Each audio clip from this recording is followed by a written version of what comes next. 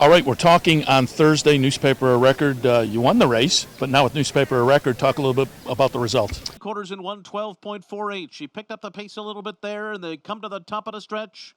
And Rod Ortiz has not asked this brilliant filly to go yet. She's got a length and three-quarter lead with a furlong to run, and now he shakes the reins at Newspaper of Record as her stablemate Cambier Park is trying to run with her, and she's doing it too. Newspaper of Record's not home free. Cambier Park draws up alongside of her. Cambier Park has run by Newspaper of Record to win the Wonder again under Jose Ortiz. Yeah, so, both horses ran really well. Unfortunately for Newspaper, she wasn't able to get to mile and an eighth, and she, was very fair fractions, and I thought Irad used good judgment. There was no speed in the race, and she just couldn't hold on, and we'll have to think about her next start. I'm still planning to go to Belmont Oaks. I'd like to try to give her a target once, and now that she's lost two in a row, just try something different and see if she has a target it'll carry her further. Cambier Park, on the other hand, ran terrific, and not surprised by the effort. She's been training really well, particularly on firm turf. She's a much better horse, and she's really bred to get a mile and eighth or a mile and a quarter. I think we'll see the best of her there. Very good. Let's get to races still ahead. The Manhattan Bricks and Mortar turned into a little bit of a heart attack horse the last couple of races, just getting up. What are your thoughts, particularly going the mile and a quarter in the Manhattan on Saturday with Bricks and Mortar? Yeah, no, I don't think a mile and a quarter will be any problem for him, and he's, as you see, he's very consistent. A very rare turf horse to have that many W's, especially coming from off the pace where you're trip and pace dependent and even ground dependent. And he seems to be versatile enough to adapt to any situation. He's a special horse, and I'm looking forward to seeing him run Saturday. Is he one, and is that a thing where he kind of knows where the line is? Because he's just been getting up, but he's been doing it.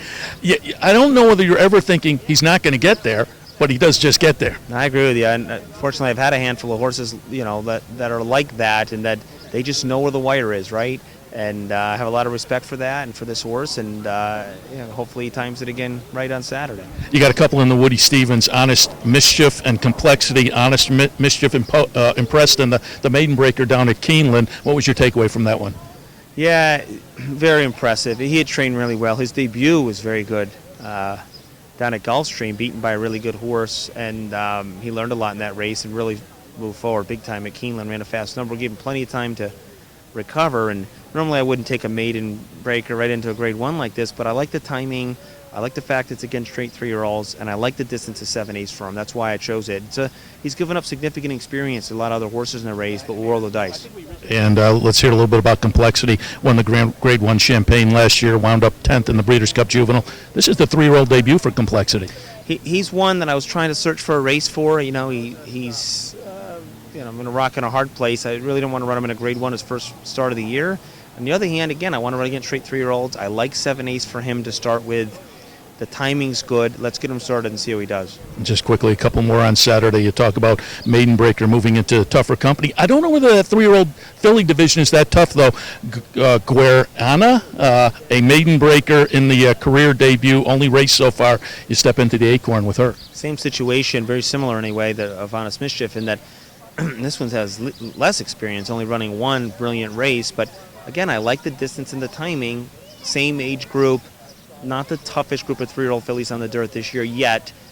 These classes of horses can change, though, right, throughout the year. But right now, I think it's the right move for her. I love her post. I don't think she has to be on the lead. I was actually surprised she was on the lead in her debut. So she's very rateable in the morning, and I'm looking forward to seeing her run. She's an exciting prospect. And finally, the Just a Game Rushing Fall.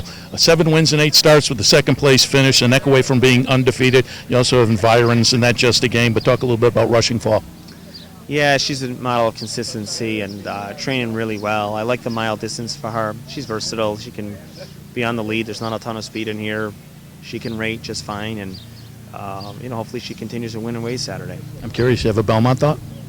I don't. I haven't looked at it that closely. The two favorites look like they're really in good form and been trained very well by their conditioners, and they seem well prepared. And then there's some fresh horses in the race that are on the way up, I think. So it should be an exciting race.